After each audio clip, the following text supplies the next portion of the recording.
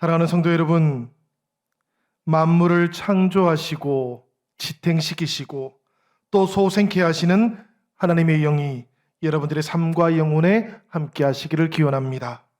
함께 예배하는 형제 자매들에게 이 시간, 또 우리 함께 예배드리고 있는 가족들에게도 우리 샬롬의 인사를 함께 나누면 좋겠습니다. 우리 옆에 계시는 성도님들, 가족들에게 우리 샬롬 인사 나누겠습니다. 반갑습니다. 샬롬, 사랑합니다. 반갑습니다. 제가 샬롬 하고 나서 사랑합니다 하니까 샤랑합니다 이렇게 됩니다. 우리 성도님들 사랑합니다. 반갑습니다. 여러분들이 알고 계시는 것처럼 이스라엘이라는 나라 그 위쪽과 아래쪽에 보면 두 개의 호수가 있어요. 위쪽에는 갈릴리 호수가 있고 남쪽에는 바다라는 이름을 가지고 있는, 사실은 지형적으로 보면 호수죠. 사해 바다가 있습니다. 북쪽에 있는 갈릴리 호수는 헬몬산에서 솟아나오고 있는 물이 끊임없이 흘러들어서 요르단 강으로 흘러갑니다. 사람들이 이 갈릴리 호수를 보면서 이 호수가 바다처럼 푸르고 또 생명이 넘치는 것을 보다 보니까 저 호수가 정말 바다 같구나, 그렇게 생각을 해서 갈릴리 바다라고 그렇게 부르기도 해요. 이 갈릴리 호수가 이렇게 바다처럼 생명이 풍성할 수 있는 이유가, 이스라엘 사람들은 이 호수가 물을 잘 받아들일 뿐만 아니라 또 잘 내보내기 때문에 그렇다라고 생각을 합니다. 이것은 갈릴리 사람들이 저 이스라엘 남쪽에 있는 사해 바다를 보면서 가지게 되었던 생각이에요. 이 사해 바다는 사막 한가운데 갇혀 있습니다. 그래서 더 이상 흘려보낼 수 없는 바다인 것이지요. 갈릴리 호수의 물을 받기만 하고 내보내지 못하게 되니까 사람들은 이 바다를 데드시라고 그렇게 불렀습니다. 죽음의 바다라는 그런 뜻이지요. 그런데 여러분, 만약에 이 죽음의 바다라고 불리는 사해가 없었다면, 그러면 저 갈릴리 호수에는 어떤 일이 생겨났겠습니까? 갈릴리 호수는 해저 212m의 위치에 있는 지구에서 가장 낮은 담수호입니다. 해수면보다 200m나 낮은 곳에 있다라는 그런 이야기예요. 이렇게 낮은 곳에 있는 호수는 사실은 어디로도 물을 흘려보낼 수가 없는 겁니다. 만약에 사해 바다가 없었다면 말입니다. 그런데 이 갈릴리 호수보다도 더 낮은 해저 394m 위치에 사해 바다가 있어요. 그래서 이 사해 바다 때문에 갈릴리 호수는 물을 흘려보낼 수 있게 된 겁니다. 그러니까 죽음의 바다라고 불렸던 이 사해가 갈릴리 호수의 물을 받아주기 때문에 생명의 바다 갈릴리 호수가 있게 된 것이라는 이야기입니다. 이 갈릴리 호수하고 사해 바다 사이에 강이 하나 흘러가고 있어요. 이 이스라엘 북쪽에서 남쪽으로 쭉 흘러가는 강이 있지요. 이 강의 이름이 뭡니까 여러분? 요단강입니다. 그지요? 이 요르단 강이 흘러가고 있는데 매일매일 이 요르단 강에 물이 얼마나 흘러가고 있는가 하면 500만 톤의 물이 흘러서 사해 바다로 도착한답니다. 그런데 제가 말씀드렸잖아요. 이 사해 바다는 갇혀있는 바다라고요. 그러면 매일매일 500만 톤의 물이 흘러 들어오면 이 사해 바다가 넘쳐야 정상 아니겠습니까? 그런데 어떻게 하면 넘치지 않고 항상 그 수위를 유지할 수 있을까요? 그것은 이 사해 바다가 위치해 있는 지역이 기온이 너무 높아가지고 매일매일 그만큼 증발하기 때문이랍니다. 참 놀랍지요, 여러분.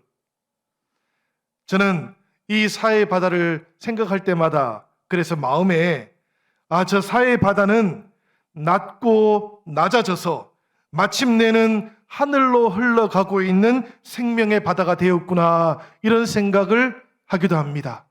저 바다가 정말 십자가를 닮았구나. 죽음의 언덕이라고 불리는 저 골고다의 십자가가 마침내 하늘로 이어져서 생명을 살리는 십자가가 되었던 것처럼 이 죽음의 바다라고 불리는 사해도 사실은 생명을 살리고 있는 바다구나라는 그런 생각을 하게 됩니다. 사랑하는 여러분, 교회와 성도들은 바로 이렇게 낮아지고 깊어져서 세상을 살리는 성도들이 되고 세상에 생명을 전해주는 교회가 되어야 될 줄로 믿습니다. 이렇게 죽음의 호수일 수밖에 없었던 갈릴리, 그 호수가 생명의 바다가 될 수 있었던 것이 더 낮은 사회 때문이었던 것처럼 가만히 한번 생각해 보니까 우리들이 하나님의 자녀가 되었던 것, 우리가 하나님과 화해되고 생명의 자녀가 되었던 것 또한 우리를 위해서 낮아지신 예수 그리스도의 사랑 때문이라는 것도 생각이 납니다. 그렇지요, 여러분? 우리 주님께서 그렇게 낮아지셨고 그렇게 더 깊은 곳으로 찾아오셨기 때문에 우리가 하나님의 자녀가 되고 생명의 자녀가 될 수 있게 된 것입니다. 우리 주님 생각해 보면 태어나실 때에도 베들레헴 구유에서 태어나셨지 않습니까? 가장 낮은 곳으로 임하여 주셨는데 그 후에도 세상에서 가장 낮은 곳, 저 골고다의 십자가까지 낮아지신 분이셨습니다. 우리 주님께서 그렇게 낮은 곳으로 찾아가셨던 이유가 뭔가 하면 내가 바로 그곳에 있었기 때문입니다. 우리가 바로 그렇게 하나님으로부터는 낮은 곳에 있었기 때문이에요. 이 세상이 그렇게 깊고 깊은 곳에 있었기 때문에 우리 주께서 그렇게 낮은 곳으로 찾아오셨고 저 세상의 가장 깊고 낮은 곳 골고다 십자가에까지 이르게 되셨던 것인 줄로 생각이 됩니다. 사랑하는 여러분, 그러니 우리 주님을 찬양해야 되지 않겠습니까? 그토록 사랑하시고 사랑을 위해서 자기의 모든 것을 내려놓으시고 또 포기하셨던 주님을 그래서 찬양하는 것입니다. 우리들 뿐만 아니라 초대교회 성도들도 이 주님을 만나고 나서 찬양의 고백을 드렸는데요. 그 찬양의 고백이 바로 오늘 우리가 읽었던 빌립보서 2장 5절에서 11절까지의 말씀입니다. 그것을 교회는 처음부터 그리스도 찬가라고 그렇게 불렀어요. 찬가라는 이유는 찬송가로 사용되었기 때문입니다. 이 아름다운 찬송을 누가 만들었는지, 누가 고백했는지 우리가 알지를 못해요. 빌립보서에 있으니까 바울 사도가 지었겠지 이렇게 생각하시겠지만 사실 이 찬송은 바울 사도가 지은 것은 아닙니다. 바울 사도가 빌립보에 있는 형제 자매들에게 편지를 보낼 때 이미 교회가 하나님께 찬양했던 이 찬송가를 이 빌립보서에 실어 놓은 거예요. 누가 이 찬송을 짓고 고백했을까요? 저는 이 찬송가 작사자를 모릅니다. 그렇지만 이것은 알아요. 이 사람은 분명히 예수님의 십자가와 부활을 체험한 믿음의 사람이다라는 것은 제가 압니다. 왜냐하면 십자가를 통해서 드러난 하나님의 사랑과 부활을 통해서 드러난 하나님의 은혜를 알아야만 이런 찬송을 지을 수 있기 때문이고 고백할 수 있기 때문에 그렇습니다. 주님을 만나서 하나님의 자녀가 되고 보니까 하나님께서 나를 위해서 얼마나 낮은 곳까지 찾아오셨는지 내려오셨는지를 깨닫게 된 것이지요. 그 은혜가 날마다 고맙고 그 은혜가 날마다 감사해서 누군가가 고백하기 시작했던 것이고요. 이 고백이 그 교회 안에서 불려지기 시작했고 마침내 온 교회를 통해서 교회의 찬가가 되었던 것입니다. 우리도 이 찬가를 한번 주님께 이 시간에 다 같이 한번 드려보면 좋겠어요.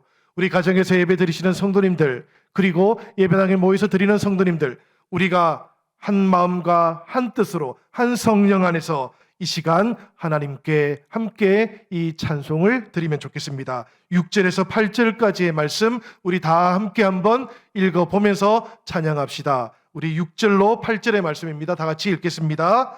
그는 근본 하나님의 본체시나 하나님과 동등됨을 취할 것으로 여기지 아니하시고 오히려 자기를 비워 종의 형체를 가지사 사람들과 같이 되셨고 사람의 모양으로 나타나사 자기를 낮추시고 죽기까지 복종하셨으니 곧 십자가에 죽으심이라.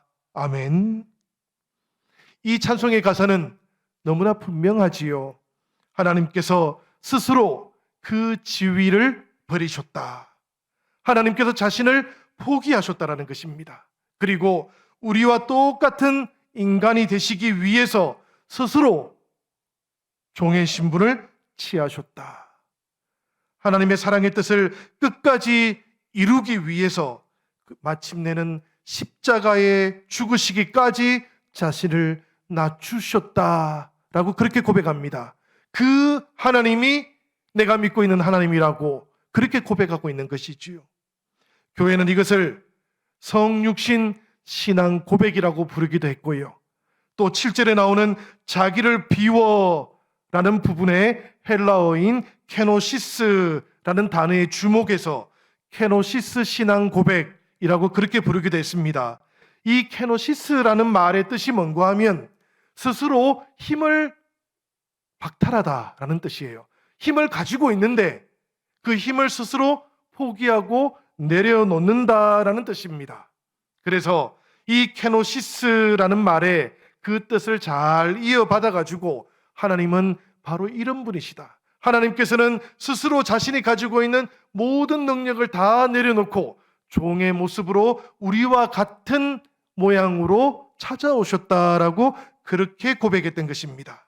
그렇게 하나님의 자리를 포기하시면서 하나님께서 나를 사랑해 주셨다라고 고백했던 것이지요. 그러니 여러분, 우리가 믿고 있는 하나님은 그냥 하나님이 아니신 겁니다. 우리가 믿고 있는 하나님은 세상의 사람들이 추상적으로 생각하는 어떤 존재가 아니에요. 아주 구체적인 분이십니다. 우리가 믿고 우리가 고백하고 우리가 사랑하는 하나님은 우리와 같은 사람이 되기 위해서 자기를 비우시고 자기를 포기하셨던 사랑의 하나님이시라는 이야기입니다. 이 하나님을 골로새서 1장 15절에서는 우리가 눈으로는 볼 수 없었는데 예수님을 통해서 우리가 보게 되었다라고 그렇게 이야기하기도 합니다. 골로새서 1장 15절의 말씀은 이렇게 되어 있어요. 그분은 보이지 않는 하나님의 형상이셨다. 그분이 누군가 하면 바로 예수님을 가리키는 것입니다. 이 예수님이 우리에게 보여주셨던 그 사랑을 통해서 보니까 보이지 않으신 그 하나님의 사랑을 우리가 이제는 보게 되었다. 그 사랑이 우리 안에 육신으로 나타나셨다라고 그렇게 고백하게 되었던 것이지요. 우리 가운데 어느 누구도 하나님을 본 사람이 없지만 그래서 우리는 하나님을 아주 구체적으로 알게 된 겁니다. 바로 그리스도 예수의 그 사랑 때문에 알게 된 거예요. 그래서 요한복음 1장 18절은 이렇게 고백합니다. 하나님을 본 사람이 없습니다. 그러나 예수 그리스도 그분이 하나님을 우리에게 알려주셨습니다. 여기에 대해서 우리는 오늘 빌립보서 2장 5절에서 11절까지의 이 말씀을 통해서 예수 그분은 보이지 않는 하나님의 형상이시고 우리가 볼 수 없었던 하나님을 우리에게 알려주셨던 분이시지만 동시에 예수 그리스도 이분은 하나님과 동등한 존재가 되려고 하지 않는 방식으로 하나님 되심을 포기하신 하나님으로 우리 가운데 찾아오셨다. 내 곁에 찾아오신 하나님이시다라는 것도 알려주고 있는 겁니다. 하나님이기를 포기한 하나님. 이 말은 어법상으로는 모순이지요. 말이 잘 안 됩니다. 그지요? 그렇지만 이것은 하나님의 사랑을 이해하면 너무나 쉽게 이해되는 것이기도 합니다. 본래 하나님, 그분은 우리하고는 너무나 멀리 떨어져 계신 분, 우리의 모든 것으로도 도달할 수 없으신 분이신데 하나님께서 사랑을 하셨으니까 그 사랑 때문에 우리 곁으로 오셔가지고 우리와 같은 모양을 가지신 하나님이 되셨다라는 이야기입니다. 사랑을 받고 나면, 하나님과 사랑의 관계 속에 들어가면 너무나 쉽게 이해되고 고백되는 것이 바로 모든 힘과 능력과 자리를 포기하신 하나님이십니다. 이 놀라운 하나님의 사랑, 그것은 갑자기 나타난 것이 아니에요. 이 하나님의 사랑은 사실은 태초부터 있었습니다. 처음부터 있었던 거예요. 우리가 창세기의 처음 역사를 한번 떠올려 보시면 좋겠습니다. 하나님과 단절된 이후에 사람은 나군으로부터 쫓겨나게 됩니다. 나군에서 쫓겨나게 된 사람은 그 에덴 동쪽에서 끊임없이 하나님이 되려고 했습니다. 하나님처럼 살려고 했던 거예요. 아담과 하와도 사실은 선과 악을 알게 하는 나무의 그 열매를 먹은 이유가 아주 분명해요. 하나님처럼 될 것이라는 그 뱀의 유혹에 넘어갔던 것이지요. 사람은 끊임없이 하나님처럼 되려고 하는 겁니다. 바벨탑을 쌓았던 이야기도 똑같지 않습니까, 여러분? 바벨탑을 끊임없이 쌓아 올렸던 사람들은 그 목적이 뭔가 하면은 하늘에 닿기 위해서였습니다. 하늘에 닿으려고 했던 인간은 사실은 하나님처럼 되려고 했던 것이지요. 하나님처럼 되려는 인간, 이것이 성경이 우리에게 알려주고 있는 사람에 대한 가장 중요한 가르침입니다. 가장 중요한 정보 중에 하나라는 거예요. 우리의 생리학적인 DNA에는 나타나지 않지만 우리의 영적인 DNA 속에는 하나님처럼 되려고 하는 경향이 있다는 것을 성경이 우리에게 알려주고 있다는 이야기입니다. 그래서 사람의 역사, 인간의 역사는 곧 인간이 하나님 되려고 했던 역사다라는 것을 성경은 계속 우리에게 알려주고 있습니다. 그런데 여러분, 오늘 우리가 봉독했던 이 빌립보서 2장 5절에서 11절까지의 이 말씀을 가만히 묵상해 보면 성경 속에는 또 다른 하나의 역사가 있다는 것도 발견하게 됩니다.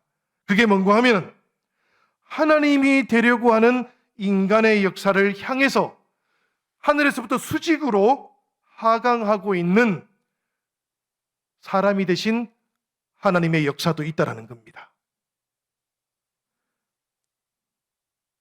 하나님께서 결단하셨고 하나님께서 이렇게 사랑하기로 결정을 하셨던 거예요. 하나님의 이 결단과 이 결정이 은혜인 겁니다, 우리들에게는. 그래서 이 세상 속에는 하나님처럼 되려고 하는 인간의 역사가 있는 것뿐만 아니라 사람을 향한 하나님의 은혜의 역사가 함께 공존하고 있는 것이지요. 어떤 예술가 간 사람이 있었는데요. 이 예술가가 십자가상을 하나 만들었습니다. 그런데 이분이 만들어낸 십자가상은 보통 우리가 보던 십자가상하고 조금 달랐어요. 우리가 보통 만나게 되는 십자가는 예수님의 양 손바닥에는 대못이 박혀 있지 않습니까? 그 발이 이렇게 겹쳐져 있는 발목에도 대못이 박혀 있지요. 그런데 이분이 만들어낸 십자가 조각에는 보니까 그 손에 박혀 있는 못 대신에 이 사람의 왼손에, 예수님의 왼손에 십자가 대못이 들려 있는 겁니다. 그 상태로 십자가 조각을 해놓은 거예요. 보통 우리가 만나게 되는 십자가는 이런 메시지를 가지고 있습니다. 예수님께서 십자가에 못 박히셨다. 수동형입니다. 그렇죠? 이 메시지는 아주 분명해요. 우리가 그분을 십자가에 못 박았다. 십자가라는 것을 우리가 했다라는 것을 강조하는 겁니다. 우리가 그분에게 그런 짓을 했다라는 거예요. 우리가 그분의 손에 못을 박았다라는 것을 강력하게 전해주고 있는 겁니다. 그런데 이 조각가는 다르게 생각했던 거예요. 이분이 들고 있는 그 대못, 그것을 오른손에 못 박으면서 예수님께서는 스스로 십자가에 못 박히셨다라는 메시지를 표현하고 싶었다 그럽니다. 하나님의 아들이 십자가에 달리신 것은 그가 그곳에 달리기로 결단하셨고 결정하셨기 때문이라는 거예요. 이 조각가는 예수님의 십자가의 죽음에서 사람이 되신 하나님의 자기 포기를 보았던 겁니다. 그리고 하나님의 뜻을 따르는 예수님의 결단 가운데 끝까지 순종하시는 모습도 보았던 것이지요. 그리고 십자가에 달리신 하나님 아들의 순환과 그 아들의 순환을 지켜보고 계시는, 마치 자신의 죽음처럼 여기시는 하늘 아버지, 그 고통 사이에서 성령께서도 그 아픔에 참여하고 있다라는 그것을 표현하고 싶었다 그래요. 말하자면 우리는 그냥 교리로 알고 있는 삼위일체 하나님 안에서 이루어지고 있는 십자가의 순환을 표현해 보고 싶었다라고 그렇게 이야기를 합니다. 성도 여러분, 우리의 형제가 되시는 예수 그리스도의 죽음은 그렇기 때문에 우연히 일어난 것이 아닙니다. 일어나지 않아도 될 뻔했던 사건인 것도 아니에요. 우리 예수 그리스도 그분께서 십자가에 달리신 것은, 그분의 죽음은 우리를 위해서 필연적으로 있어야 했던 일입니다. 우리가 하나님의 자녀가 되기 위해서, 우리가 죽음에서 생명으로 옮겨가기 위해서는 꼭 필요했던 일이었습니다. 주님께서 우리를 사랑하시기에 그 일을 결단하셨고 결정하셨던 것입니다. 하나님께서는 그래서 우리를 도우시고 지키시며 하나님처럼 되려고 하는 그 모든, 그것을 우리는 죄라고 부르기도 하고 죄의 속성이라고 부르기도 하지요. 그런 모습에서 우리를 지켜주려고 했던 거예요. 성경을 보면 하나님의 이 사랑이 때로 다른 모습으로 나타나거든요. 그게 뭔고 하면, 하나님처럼 되려고 하는 사람들의 시도를 하나님께서 계속해서 막으시는 겁니다. 번번이 막으시면서 사람과 하나님 사이의 간격을 유지하도록 하셔요. 이것은 사람이 하나님 되는 것을 하나님께서 두려워하셨기 때문이 아닙니다, 여러분. 사실은 그런 일은 일어나지 않아요. 사람이 하나님 되는 것을 막으신 이유는 뭔가 하면, 하나님처럼 되고자 하는 사람의 욕망이, 하나님 되는 것은 고사하고 결과적으로는 사람됨 그 자체도 파괴하기 때문에 그런 겁니다. 우리는 하나님처럼 되는 것이 아니라 하나님이 주시는 그 형상대로 살아야 되는데, 하나님처럼 되려고 하는 시도를 하는 동안에 끊임없이 하나님 앞에서 하나님의 형상을 깨트리면서 살게 되어 있었던 것이지요. 그래서 하나님께서는 하나님처럼 되려고 했던 사람들의 그 모든 시도를 가름막으시는 겁니다. 에덴 동산 그 바깥에 화영금을 두셨다라는 말의 뜻이 바로 이런 뜻이기도 하고요. 끊임없이 선지자들을 보내셨고 예언자를 보내신 이유도 바로 여기에 있는 것이지요. 그런 하나님께서 스스로 하나님 되심을 포기하고 인간이 되어서 이 세상에 오신 이유도 여기에 있는 겁니다. 사람을 하나님처럼 변화시키는 것이 아니라 하나님께서 사람의 모습으로 세상 가운데 오셔서 우리 안에 있는 하나님의 형상을 다시 회복시키려고 하셨던 것이지요. 이 예수님을 경험한 사람들, 낮아지심으로 구원을 이루시고 회복시키시고 마침내 하나님의 사랑을 온전하게 이루신 예수 그리스도 그분을 경험한 사람들이 이제 9절에서 11절까지에 나오는 이 찬양을 다시 하나님께 드렸던 겁니다. 우리가 이 9절에서 11절까지의 말씀도 다시 한번 읽어보면서 우리도 함께 이 낮아지신 그리스도께서 하나님의 은혜 가운데 높아지신 것을 찬양할 수 있으면 좋겠습니다. 우리 9절에서 11절까지의 말씀입니다. 다 같이 한번 읽어봅시다. 그러므로 하나님께서도 그분을 높이 올리시고 모든 이름 위에 뛰어난 이름을 주셨습니다. 그래서 하늘과 땅 위와 땅 아래에 있는 모든 것이 예수의 이름을 받들어 무릎을 꿇고 모두가 입을 모아 예수 그리스도가 주님이시라 찬미하며 하나님 아버지를 찬양하게 되었습니다. 아멘. 십자가에 달리신 주님을 만났던 성도들, 그리고 부활의 주님을 만났던 성도들은 바로 그 십자가와 부활을 통해서 하나님께서 다스리는 이 세상 속에 있는 예수님을 통해서 드러난 신비를 발견하게 되었어요. 세상을 다스리시는 하나님의 신비로운 길을 발견하게 되었던 거예요. 그게 뭔가 하면 스스로 올라가려 하지 않을 때 오히려 하나님께서 들어 올리신다는 겁니다. 예수 그리스도 그분께서 가장 낮아지신 그때에 오히려 하나님께서는 그분을 가장 높은 곳으로 들어 올리셨다는 이야기예요. 골고다는 저주받은 곳입니다. 골고다는 해골 골짜기입니다. 골고다는 죽음의 장소였습니다. 그런데 그 가장 낮은 곳에 임하시는 하나님께서 오히려 그것을 통해서 생명의 길이 열리도록 하셨던 것 아닙니까? 그 가장 낮은 곳이 오히려 가장 높은 하나님께로 이어지는 길이 될 수 있도록 하셨던 것이지요. 이것을 경험했던 성도들이 하나님께서 세상 가운데 이런 일을 이루어 가시는구나 하는 것을 알게 되었던 겁니다. 그래서 가장 낮아지는 곳에서 스스로 올라가려고 하지 않는 그곳에서 비로소 하나님께로 이어지는 길이 열리는구나, 이렇게 고백하게 되었던 것이지요. 사랑하는 영신성도 여러분, 우리가 이런 주님을 믿는다면, 우리가 스스로 하나님 되심을 포기하고 종이 되어주셨던 하나님을 믿는 성도들이라면 우리는 이 세계 속에서 어떻게 살아가야 되겠습니까? 스스로 올라가려고 하지 않을 때에 오히려 하나님께서 역사하신다는 것을 깨닫게 된 성도들이라면, 부활의 주님을 만난 성도들이라면 주님의 공동체인 이 교회 안에서, 그리고 주님께서 우리를 파송하시는 이 세상에 대해서 우리는 어떤 모습으로 살아가야 하는 것입니까? 사도 바울은 그 대답을 이 빌립보서 2장 1절에서 4절까지의 말씀 가운데 알려주고 있습니다. 오늘 우리가 봉독하지는 않았지만 이제 우리가 이 말씀을 함께 읽어볼 것입니다. 우리 다 같이 1절부터 4절까지의 말씀을 한번 소리내어서 읽어보시길 바랍니다. 그러면서 우리 안에 어떤 모습이 회복되어야 할 것인지를 다시 한번 발견해 보시길 바랍니다. 다 같이 읽어보겠습니다.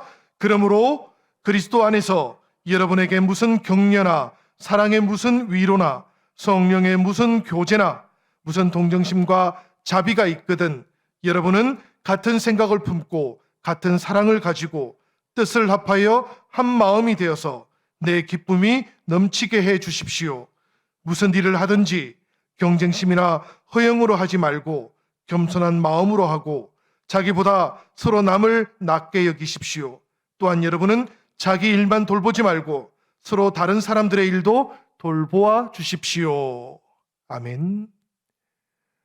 사랑하는 형제자매 여러분, 하나님 되심을 포기하고 스스로 종이 되신 그리스도를 믿음으로 여러분들은 힘을 얻고 계십니까? 성령의 감화로 서로 사귀는 일이 여러분들 가운데 있으십니까? 서로 사랑을 나누면서 마음으로 아껴주고 계십니까? 같은 사랑을 받았지 않습니까, 우리가?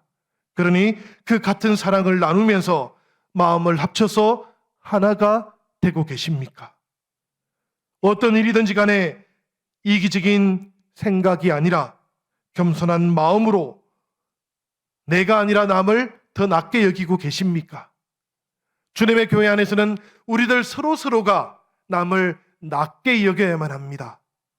한 사람이라도 저 사람이 나를 낮게 여겨주기를 바라면서 자신을 지키고 있으면 이 조화로운 관계가 거기에서 깨어지게 되어 있는 거예요. 그래서 성경은 우리에게 서로 낮다고 여겨 주어라, 그렇게 말씀하고 있는 겁니다. 그렇게 주님의 마음을 닮아서 우리가 서로를 향해서 형제님이 자매님이 저보다 낫습니다 라고 말해주고 고백해주는 그곳에서 하나님의 놀라운 은혜가 이루어질 줄로 믿습니다. 사랑하는 여러분, 이 4절밖에 안 되는 짧은 말씀 가운데 서로라는 말이 얼마나 많이 나오는지 몰라요. 같은이라는 말도 얼마나 많이 나오는지 모릅니다. 여러분, 서로 사귀는 일이 있습니까? 서로 애정을 나누고 마음으로 아껴주는 일이 있으십니까? 같은 생각을 가지고 같은 사랑을 나누면서 마음을 합치고 계십니까? 라고 계속해서 묻고 있는 것이지요. 이 마음이 그리스도 예수의 마음이기 때문에 그런 겁니다. 빌립보서 2장 5절에 보면 이런 말씀이 있지 않습니까, 여러분? 너희 안에 이 마음을 품으라 곧 그리스도 예수의 마음이니 라고 이렇게 말씀하고 있는 겁니다. 이 그리스도 예수의 마음은 바로 하나님 되심을 포기하고 하나님께서 우리의 모습으로 가장 낮은 곳으로 내려왔던 바로 그 마음입니다. 그 마음이 교회 안에 있어야 되고 성도들 가운데 있어야 된다라는 그런 이야기예요. 그럴 때 비로소 사해 바다가 저 갈릴리 바다를 품어서 생명의 바다가 되도록 했던 것처럼 교회와 성도들이 세상을 생명의 나라로 그렇게 변화시켜 갈 수 있기 때문에 그런 겁니다. 사랑하는 여러분, 우리가 어떻게 살아야 되겠습니까? 이 코로나 시대에 세상을 향해서 교회는 어떤 모습이 되어야 할까요? 교회가 이 예수님의 마음, 그리스도의 마음을 품어야 되지 않겠습니까? 성도들이 이 그리스도 예수의 마음을 가지고 더 겸손하고 더 낮아져야 되는 것 아니겠습니까? 낮아지되, 사실은 여러분 조금 낮아지는 것이 아닙니다. 낮아지되 그리스도 예수의 마음으로 낮아진다는 것은 가장 낮아지는 것입니다. 가장 낮아질 때에 단 한 사람의 생명도 주님의 교회 안에 못 들어오는 문턱이 생기지 않기 때문에 그런 겁니다. 예수 그리스도의 십자가가 골고다에 세워진 것은 그곳이 가장 낮은 곳이었기 때문에 그런 겁니다. 가장 낮은 곳에 세워져야만 단 한 사람도 그리스도 예수의 십자가를 통해서 하나님의 나라로 들어가는 문턱을 만나지 않기 때문에 그런 것입니다. 오늘 이 시대에 교회가 겸손해지고 그리스도의 그 마음을 품고 가장 낮아지는 그 일이 있어야 되는 이유가 바로 여기에 있는 것이지요. 저는 교회가 겸손해지고 더욱더 낮아지고 가장 낮아져서 십자가를 지고 가는 그곳에서 우리 하나님의 이름이 온 세상에 다시 존귀하게 되는 일이 일어날 줄로 믿습니다. 우리가 교회가 부흥하고 하나님의 역사가 새롭게 회복되고 그리고 성교와 생명이 살아나는 그 놀라운 일을 꿈꾼다면 성경은 우리에게 아주 분명한 길을 알려주고 있는 것입니다. 그리스도 예수의 마음을 품고 교회와 성도들이 다시 낮아지는 길로 내려갈 것을, 이 세계를 향해서 다시 하방하기를, 방향을 아래로 향하기를 알려주고 있는 겁니다. 그 길을 통해서 사랑을 베푸시기를 바랍니다. 그 길을 통해서 그리스도 예수의 마음으로 만나는 이들마다 사랑을 전하시고 섬기시고 또 격려해 주시기를 바랍니다. 여러분들이 만나는 이웃들을 향해서 그 마음을 전해주시면 그들이 다시 주님의 이름을 높이게 될 겁니다. 그때 다시 교회와 성도들을 통해서 우리 하나님의 이름이 가장 존귀한 이름으로 회복될 날이 꼭 찾아올 줄로 믿습니다. 우리 영신교회가 바로 그렇게 생명을 살리는 교회가 되기를 우리 주님의 이름으로 축원합니다.